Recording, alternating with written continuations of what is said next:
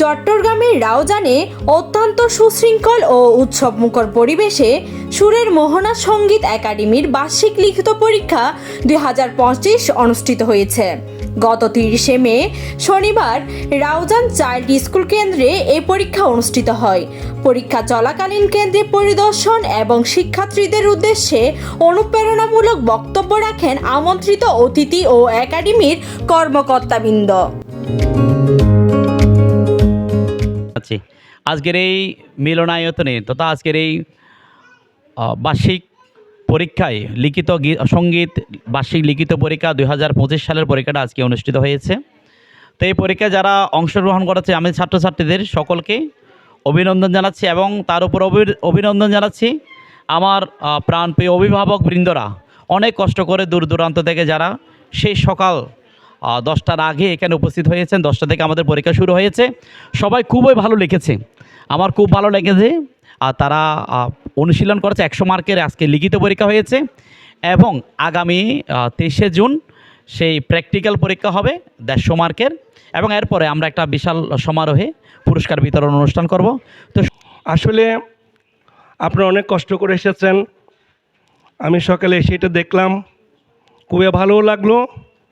তো সবাইকে আমি ধন্যবাদ জানাচ্ছি। প্রাণপ্রিয় ছাত্রছাত্রীদের উদ্দেশ্যে বলছি, সঙ্গীত হচ্ছে মনে বা প্রাণের খোরাক।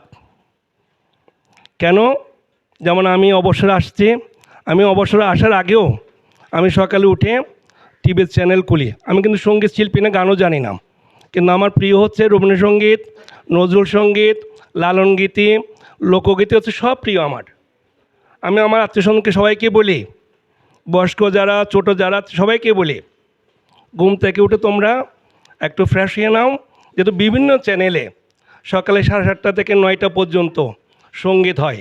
আমি নাম এ সময় উপস্থিত ছিলেন সুরের মোহনা সঙ্গীত একাডেমির অধ্যক্ষ রাকাশ সরকার, রাউজান চাইল্ড স্কুলের পরিচালক শ্রীমান দাস শুভ, প্রধান শিক্ষক অশোক তালুকদার, বিশিষ্ট সমাজসেবক বিভু সেন, শিক্ষক সুজন দাস, শিক্ষিকা রিমা মহাজন এবং শিক্ষক পুষ্পক শর্মা। এছাড়া পরীক্ষায় অংশগ্রহণকারী শিক্ষার্থীদের অভিভাবকবৃন্দ এই সময় উপস্থিত ছিলেন।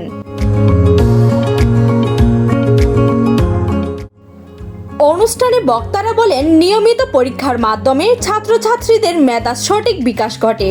সঙ্গীতের গুরুত্ব তুলে ধরে তারা আরও বলেন, সঙ্গীত হচ্ছে মানুষের মনের আনন্দের খোরাক এবং মানুষের প্রতি গভীর ভালোবাসার বহিঃপ্রকাশ।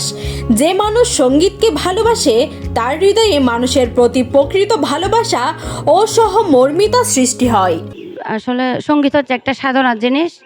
এটা যত নিজে থেকে আপনার জিনিসটা আসবে না, কখনো সঙ্গীতটা কমপ্লিট করতে পারে না। আর দাদাকে অনেক ধন্যবাদ যে এত সুন্দর একটা আয়োজন করার জন্য। আর আজকের সুরের মোহনা একাডেমির এত সুন্দর একটা আয়োজনে আমরা অংশগ্রহণ করতে পেরে অভিভাবক হিসাবে ধন্যবাদ জানাই। যারা এই প্রতিষ্ঠানের সাথে জড়িত আছেন, আমাদের শ্রদ্ধেয় স্যার রাকেশ সরকার স্যার, ধন্যবাদ জানাই, কৃতজ্ঞতা জানাই। এবং আমি আশা করি এই সঙ্গীতের মাধ্যমে এখানে যারা জড়িত আছে ছাত্রছাত্রীরা সবাই মানসিকভাবে এগিয়ে যাবে। কারণ লেখাপড়ার পাশাপাশি আমি যেটা মনে করি সঙ্গীতেরও প্রয়োজন আছে। নমস্কার, ধন্যবাদ এবং সুরের মোহনা একাডেমি ইউনিভার্সিটির যে উপসভাপতি আমাদের রাকেশ স্যার আমাদেরকে কিভাবে আমাদের ছাত্রছাত্রীকে গান দিয়ে সঙ্গীত পরিচালনা করে করছে, শিখাচ্ছে। তাহলে আমরা এই সঙ্গীত নিয়ে অনেক গর্ব করি। তরুণ প্রজন্মকে সুস্থ সংস্কৃতির ধারায় ফিরিয়ে আনতে এবং মানবিক মূল্যবোধ সম্পন্ন মানুষ হিসেবে গড়ে তুলতে সবাইকে নিয়মিত সঙ্গীত চর্চা করা ও সঙ্গীতকে ভালোবাসার আহ্বান জানান বক্তারা। এবারের বার্ষিক পরীক্ষায় একাডেমির বিপুল সংখ্যক শিক্ষার্থী অংশ নেন। News desk, Hindus news.